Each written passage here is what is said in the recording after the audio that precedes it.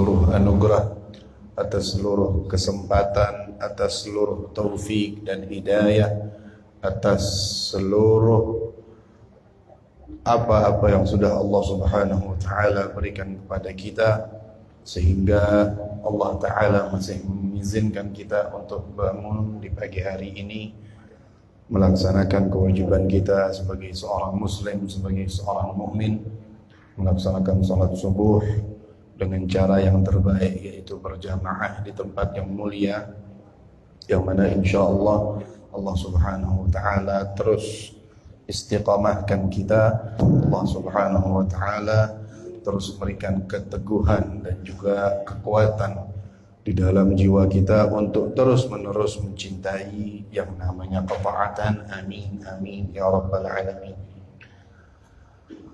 Salawat dan salam kita haturkan ke junjungan agung baginda Nabi Muhammad sallallahu alaihi wa alihi wasallam, sang pembawa cahaya dari kegelapan yang menerangi alam semesta, yang mana jikalau bukan karena beliau tidaklah kita menjadi sebaik-baiknya umat, yang mana kita harapkan kelak insyaallah dengan amal yang sedikit yang kita lakukan, dengan usaha yang sedikit yang kita laksanakan, dengan ketaatan-ketaatan yang setelah beliau sampaikan hingga sampai kepada kita, menjadi sebab kita dapat meraih keridhaan beliau, dapat meraih kecintaan beliau, sehingga kita dikumpulkan bersama beliau kelak di hari akhir fi yaumil mahsyar ma'an nabiyyin was-siddiqin wasyuhada was-salihin. Amin amin ya rabbal alamin.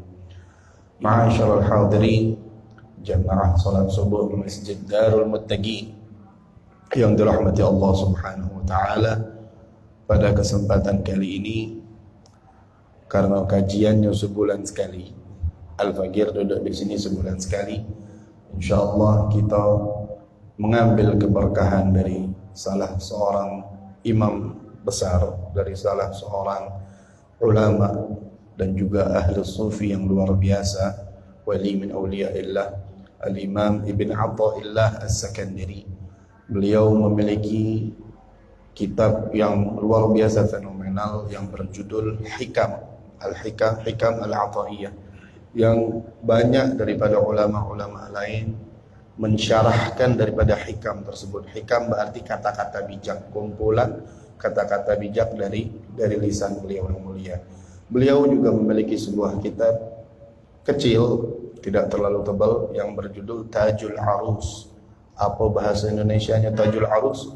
Mahkota bagi mempelai. Arus adalah mempelai lelaki, aris mempelai wanita. Tajul Arus, mahkota yang dipakai oleh mempelai lelaki. Judul kitabnya itu berisi tentang berbagai macam hal yang insya Allah bisa membuat kita makin dekat dan makin semangat untuk mendekatkan diri kepada Allah dan juga kepada baginda Rasulullah sallallahu alaihi wa ala alihi wasallam. Beliau setelah mengucapkan hamdalah dan salat kepada baginda Nabi Muhammad sallallahu alaihi wa ala alihi wasallam, beliau memulai pembahasan yang pertamanya. Kata beliau rahimahullahu taala, ayyuhal abd, duhai hamba. Kata-kata beliau ini dikit tapi maknanya ngenonin ke dalam hati, langsung mengkhitab, langsung nembak ke kita. Ayyuhal abd, duhai para hamba. Jadi nak hebat manapun wong yang lagi ngebaca buku beliau, apapun kastanya, apapun kedudukannya, beliau langsung nembak, engkau hamba. Duhai hamba, ayyuhal abd, utlubit taubah minallah ta'ala fi kulli waqtin.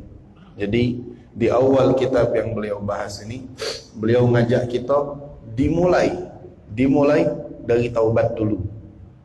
Dimulai dari taubat dulu. Kaget kita bahas apa itu taubat. Mak manusia sering kita dengar kalimat taubat nih. Kata beliau, utlubit taubah minallah ta'ala fi kulli waqtin. Duhai hamba, teruslah bertaubat kepada Allah Subhanahu wa taala di setiap waktu. Fa inna Allah taala qad nadabaka ilaiha, karena Allah Subhanahu wa taala telah memerintahkanmu untuk bertaubat, telah menganjurkanmu untuk bertaubat, telah menyuruhmu untuk bertaubat.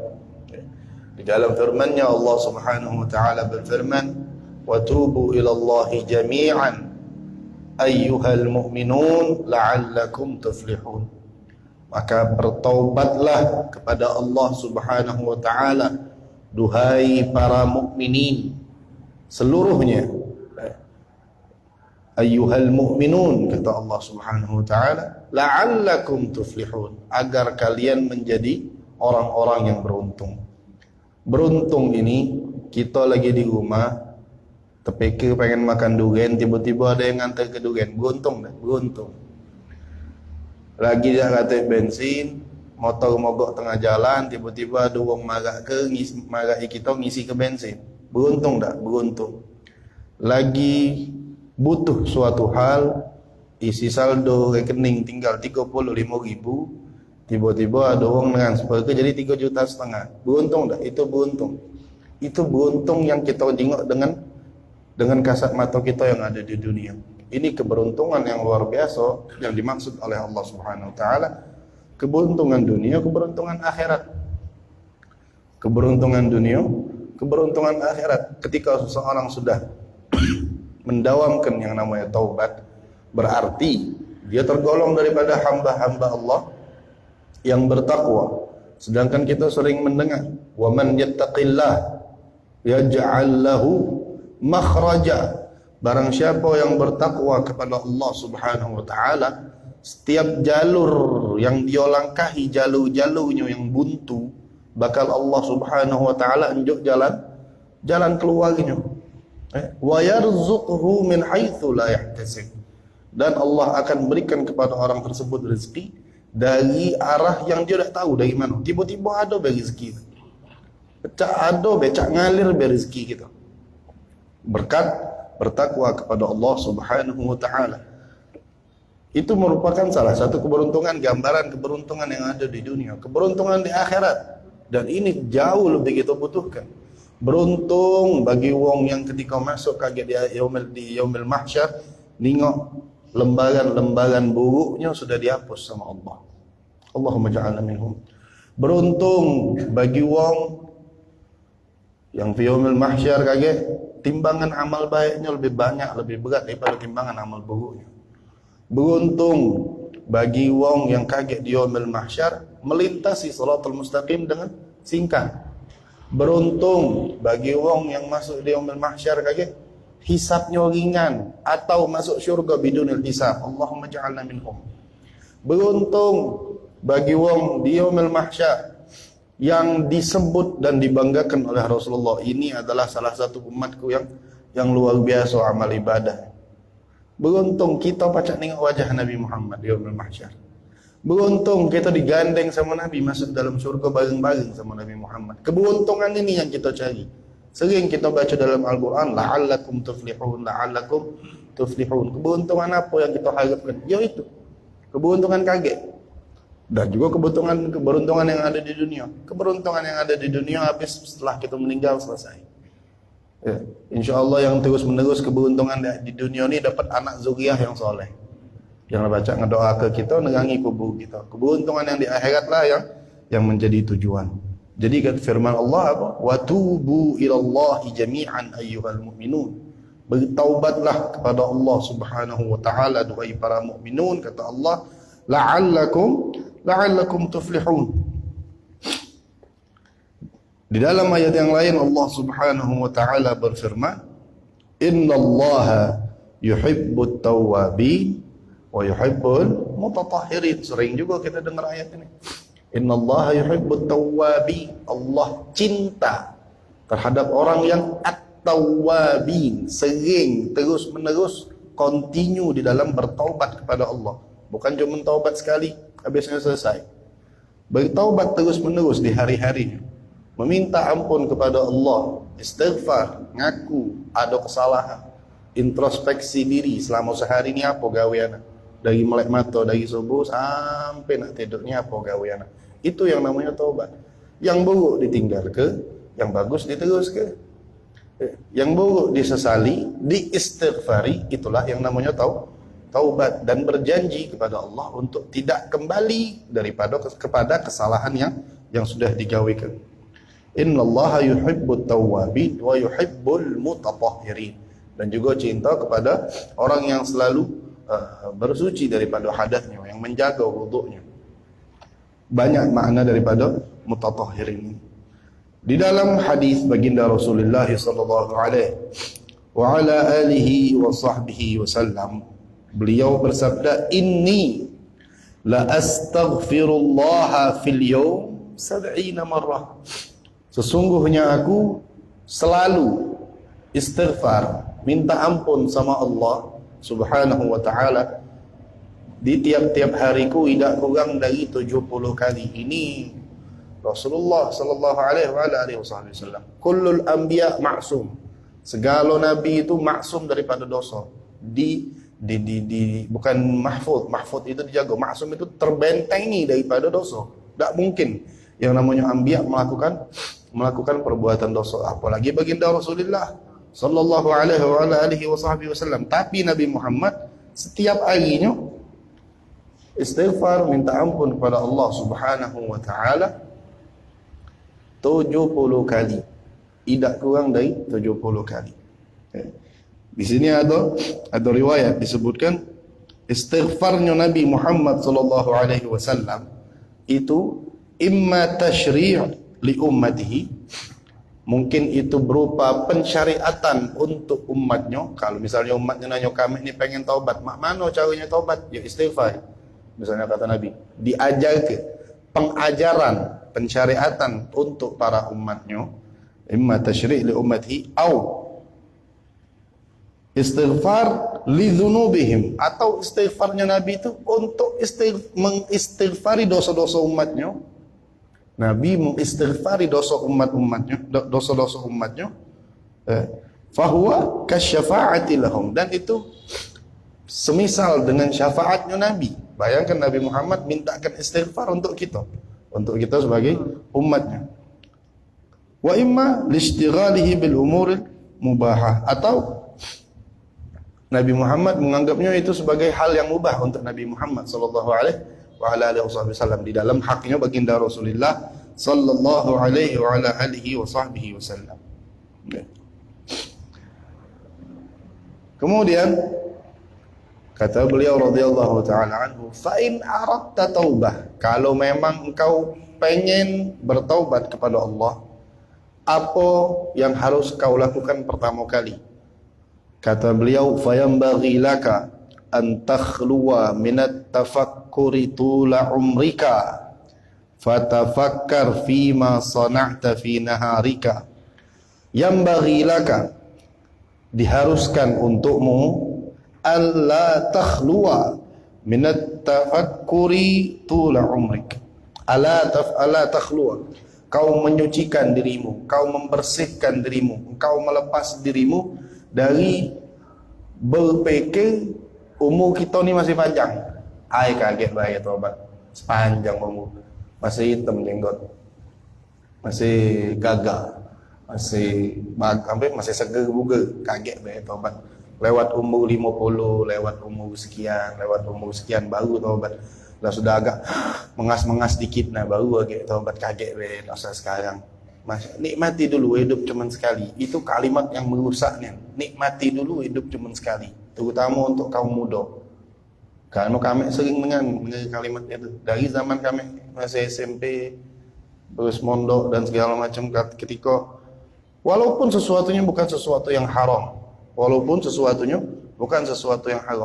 santai baik, nikmati dulu, masih muda banyak juga yang masih muda tiba-tiba na'udzubillah min dzalik dijedut ke sana malaikat Israel. Na'udzubillah min dzalik. Jadi kata beliau, sebelum kau memulai taubat, lepaskan dulu pikiran, umur aku ni masih panjang. Ingatlah kalau umur dah kata yang tahu. Fatafakkar fi ma sana'ta fi naharika. Kemudian coba kau renung ke apa yang kau gawe ke dari pagi harimu. Ingat-ingat kata beliau. Fa in wajadta ta'ah, ketika kau dapati pekerjaanmu, keseharianmu dari pagi hari itu berupa ketaatan kepada Allah Subhanahu wa taala, fashkurillah taala 'alaiha, maka bersyukurlah kepada Allah Subhanahu wa taala ketika amalnya berupa amal-amal yang baik atau kita mendapatkan hal-hal yang baik dengan perkara-perkara baik yang kita lakukan, bersyukur sama Allah. La in syakartum la azidannakum. Ketika engkau bersyukur kata Allah Subhanahu wa taala, maka kami akan tambahkan nikmat tersebut. Ketaatan ini berupa nikmat. Kita diberi taufik oleh Allah Subhanahu wa taala untuk taat kepada Allah. Laula taufik tidak mungkin kita taat kepada Allah. La in syakartum la azidannakum. Ketika engkau bersyukur, apapun bentuknya dari nikmat Allah, Allah akan tambah nikmat tersebut. Wala in kafartum, kan mafhumnya daripada la in syakartum la azidannakum. Kalau kau bersyukur, aku tambahi kata Allah. Kalau kau tidak bersyukur, aku kurangi. Itu yang kita fahami. Tapi di dalam ayat ini tidak. La in syakartum, ketika engkau bersyukur, kami akan tambahkan. Wala in kafartum inna adzabi lasyadid. Ketika engkau kufur daripada nikmat yang Allah Subhanahu wa taala berikan, inna adzabi lasyadid. Kebalikan daripada yazidannakum, inna azabi lasyadid, kata Allah Subhanahu wa taala. Sesungguhnya azabku sangatlah pedih. Pentingnya juga kita mensyukuri atas seluruh nikmat yang kita dapatkan. Wa in wajadta ma'siyah, kata beliau, tatkala engkau periksa harimu, introspeksi dirimu, apa gawe seharian ini, dan kau dapati ada maksiat yang kau gawekan dia di waktu tersebut, fawabbih nafsaka ala dhalik, cela dirimu, caci dirimu, hina dirimu, kata beliau, atas dosa yang kau lakukan tersebut. Wastaghfirillah wa tub ilaih. Setelah kau hina dirimu, alangkah bodohnya aku, ngapu aku baca melakukan itu, alangkah bahlulnya aku, kenapa aku bisa ketarik melakukan hal sedemikian, sesuatu hal yang buruk, sesuatu hal yang jelek. Setelah kita mencaci diri kita tadi, menghina diri kita tadi atas dosa yang kita gawe ke, fastaghfirillah wa tub ilaih. Kemudian istighfarlah, mintalah ampun kepada Allah Subhanahu wa taala dan bertaubatlah kepadanya. Fa innahu la majlisa ma'allahi anfa'lak min majlisin tuwabbih fihi nafsak. Dikarenakan tidak ada masa tatkala engkau bermesra duduk berduaan dengan Allah Subhanahu wa taala yang hanya dirimu dan Allah Subhanahu wa taala yang lebih bermanfaat untukmu dibanding masa tatkala engkau duduk sendiri menghadap Allah taala, engkau hinakan dirimu sehina-hinanya di hadapan Allah Subhanahu wa taala. Dikarenakan Al-Imam Dhunnun Al-Misri, beliau memiliki perkataan, al-istighfar min ghairi igla', al-istighfar min ghairi igla' huwa taubatul kadzabi. Istighfar, minta ampun sama Allah tanpa adanya igla'. Igla' ini mencabut diri kita dari maksiat tersebut dan tidak lagi kita sentuh itu maksiat, dan ngakui bahwasanya kita ni jelas salah besar melakukan hal tersebut, menyesal dari melakukan hal tersebut. Itulah namanya igla'. Istighfar tanpa adanya igla', yang kita akui bahwasanya istighfar itu menjadi sarana untuk kita taubat, tanpa adanya igla' ini, itu adalah taubatnya para pendusta, kata beliau. Kata Imam Dhunnun Al-Misri, seseorang yang bertaubat tanpa adanya igla', seseorang yang beristighfar tanpa adanya igla', itu merupakan taubat orang yang pendusta. Kemudian Sayyidina Luqmanul Hakim, Sayyidina Luqmanul Hakim adalah seorang bijak yang luar biasa. Sering kita baca di dalam Al-Quran ada surat Al-Luqman. Surat Luqman kalau salah ada dia di Al-Quran, berisi nasihat-nasihat beliau untuk anak-anaknya. Ya bunayya, ya bunayya, ya bunayya. Itu adalah nasihat Luqmanul Hakim untuk untuk anak-anaknya. Beliau pernah berkata, yang mana perkataannya tidak masuk ke dalam Al-Quran. Qala Luqman li ibnihi, berkata Luqmanul Hakim untuk anaknya, ya bunayya, duhai anakku, la tuakhirit taubah, jangan kau tunda yang namanya taubat. Fa innal maut ya'ti baghtah. La tuakhirit taubah, fa innal maut ya'ti baghtah. Fa innal maut ya'ti baghtah. Jangan kau tunda, jangan kau akhirkan yang namanya taubat, karena yang namanya mati datangnya tiba-tiba. Yang namanya mati datangnya tiba-tiba, kata Sayyidina Luqmanul Hakim. Banyak kita dapat tiba-tiba darahnya naik langsung, naudzubillah, stroke. Tiba-tiba gulanya naik, tak sadarkan diri. Tiba-tiba kalau sering kita nyebutnya apa, angin duduk. Tiba-tiba nyesek, tiba-tiba jantungan, tiba-tiba lagi sehat walafiat hilang. Anak punya sahib, anak punya kawan, seumuran anak. Hadir majlis di Jakarta, lagi ceramah, macam ya cak mana lah, kamu kita lagi ngantuk, sinak kalau dalam bahasa Arab, ngantuk yang matanya macam tapi koping masih dengar, itu namanya sinah dalam bahasa Arab. La ta'khudhuhu sinatun wala naum. Naum tidur, sinah tu yang ngantuk, yang agak sayat-sayat dikit. Kita nengoknya dia lagi sayat, lagi sayat. Kita mikirnya itu lagi ngantuk, padahal itu lagi dalam proses menuju Allah Subhanahu wa taala. Karena pas selesai bubar, pas mau bagi makan, dibangun tu udah bangun lagi. Duduk meninggal di dalam majlis. Mudah-mudahan kita juga dapat bagian meninggal dalam keadaan yang baik dimanapun keadaannya. Wahakata. Jadi kata beliau, hina dulu kita punya diri, matikan dulu kita punya hawa nafsu, biar tidak ada balik lagi kepada kesalahan ataupun dosa ataupun maksiat yang sudah kita gawikan. Introspeksi sebelum kita tidur di malam hari, kemudian istighfari hal tersebut. Nak istighfarinya sebelum tidur, nak istighfarinya pas lagi tahajud, tidak masalah, kapanpun. Al-insan mahallul khata' wan nisyan. Memang namanya manusia itu tempatnya salah dan juga tempatnya lupa. Wa khairul khata'in at-tawwabun.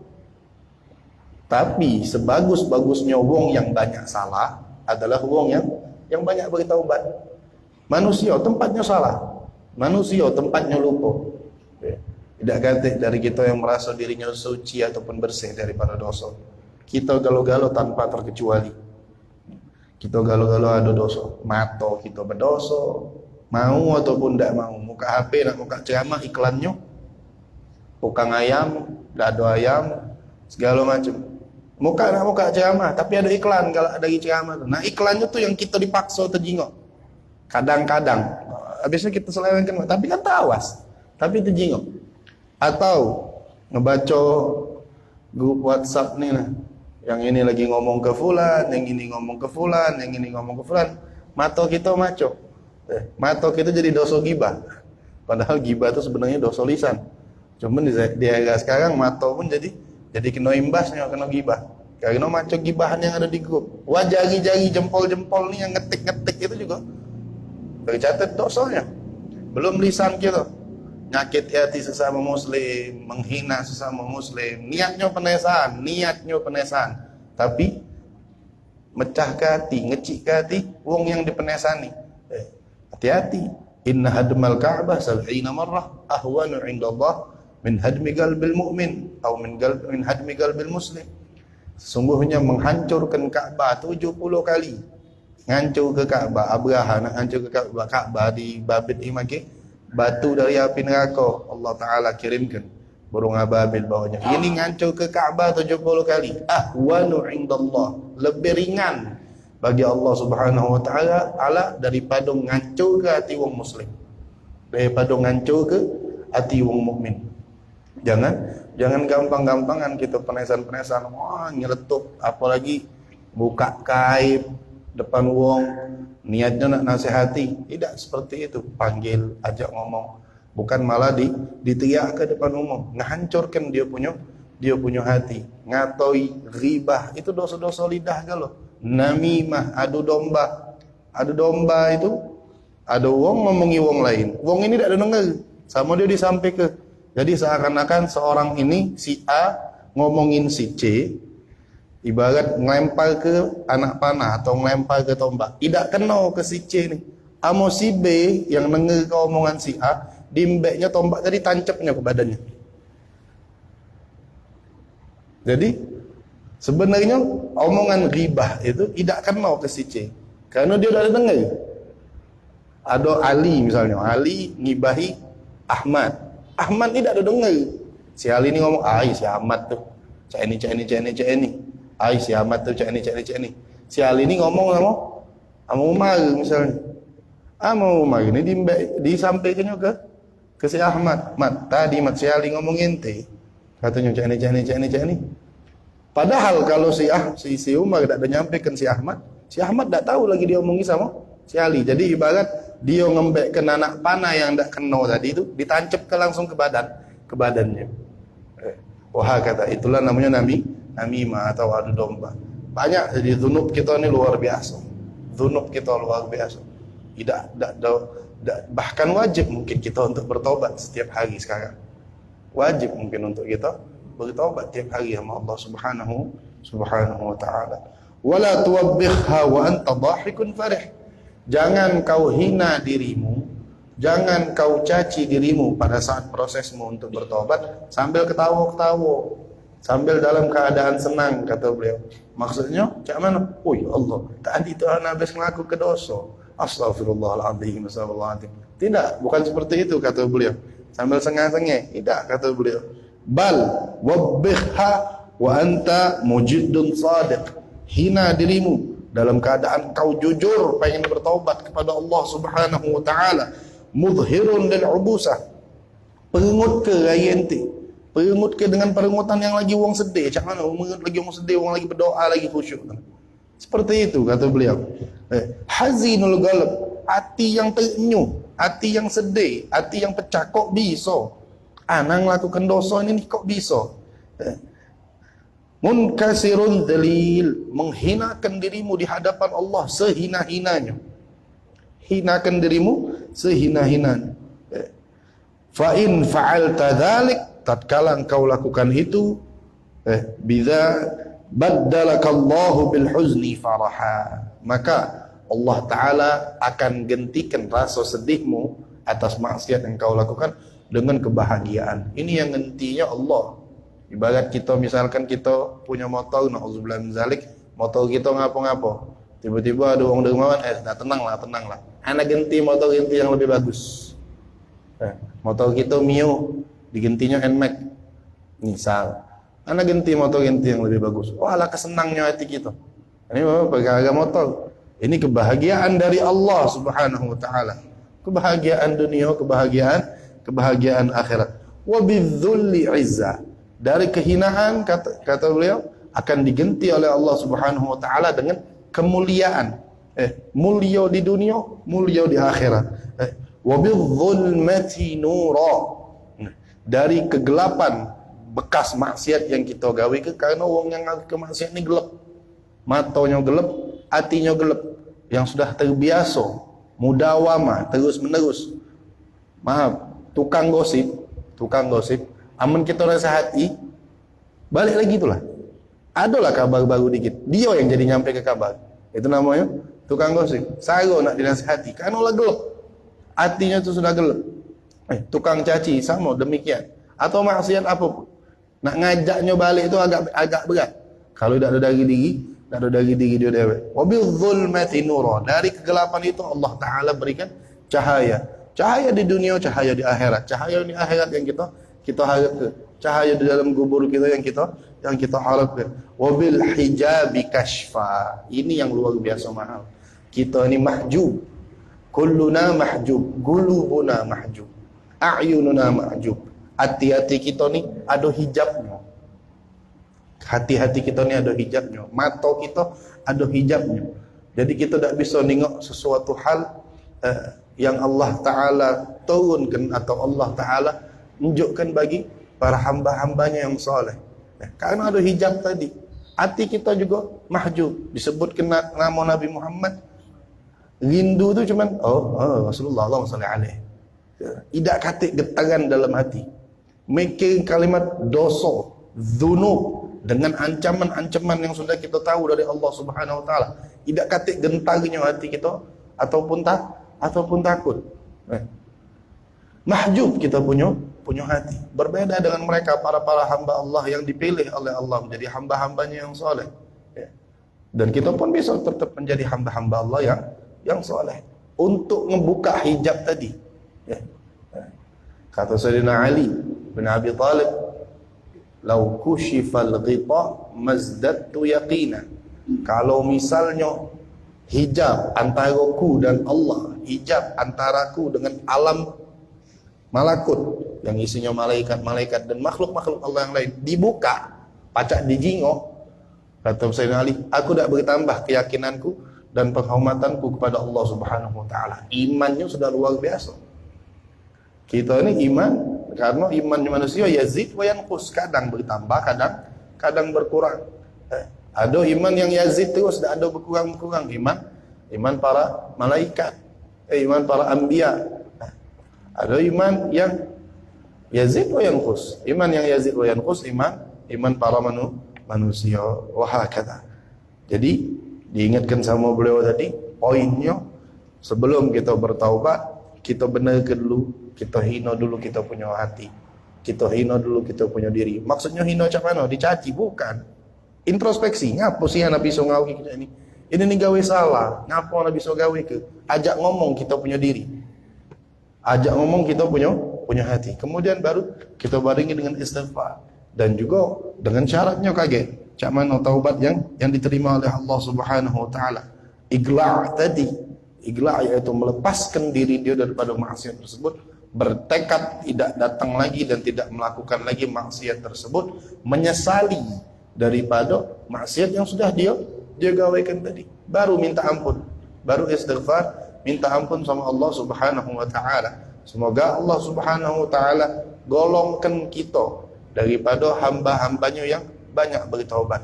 Karena dengan itulah kita juga bisa meraih cinta Allah. Sebagaimana firman-Nya, innallaha yuhibbut tawwabin. Allah Subhanahu wa taala mencintai hamba-hambanya yang bertaubat. Insyaallah mudah-mudahan Allah Subhanahu wa taala terus tambahkan rasa takut di dalam diri kita terhadap Allah Subhanahu wa taala, karena di akhir zaman ini yang kita butuhkan dua, rasa takut dan juga pengharapan. Al-khauf war roja. Roja ala rahmatillah, pengharapan atas rahmatnya Allah. Tak pacak kita nak memamerkan amal kaget di akhirat, itu tak pacak. Nak nunjukkan sama Allah, ya Allah, hamba ni amal hamba selama di dunia umur 60 tahun sekian. Ditimbang sama Allah dengan sikap nikmat Allah, kita bakal kelebu. Na'udzubillah min dzalik. Tak pacak kita nak sombong-sombongan sama Allah, itu tak bisa. Nak ngandalkan amal kita. Yang kita harapkan apa? Roja tadi apa? Rahmatnya Allah Subhanahu wa taala, itu yang pertama. Yang kedua, khauf, takut min adabillah, takut daripada azabnya Allah Subhanahu wa taala. Dengan apa kita takut? Memperbanyak taubat kita kepada Allah Subhanahu wa taala, memperbaharui taubat kita kepada Allah Subhanahu wa taala, karena kita tak tahu di hari ini dosa apa yang kita gawe ke. Jadi kita bertaubat kepada Allah Subhanahu wa taala dan diberi kesemangatan untuk mengintrospeksi diri kita, menghitung daripada dosa-dosa yang kita gawi dan kita taubati kepada Allah Subhanahu wa taala. Allahumma ja'al jam'ana hadza jam'an marhuma, tafarraqna min ba'dihi tafarruqan ma'suma, wa la taj'al Allahumma fina wa la ma'ana shaqiyyan wa la mahruman wa la matruda ya rabbal alamin. Rabbana taqabbal minna innaka antas samiul alim. وتب علينا إنك أنت التواب الرحيم. وصلى الله على سيدنا محمد وعلى آله وصحبه وسلم والحمد لله رب العالمين. Ya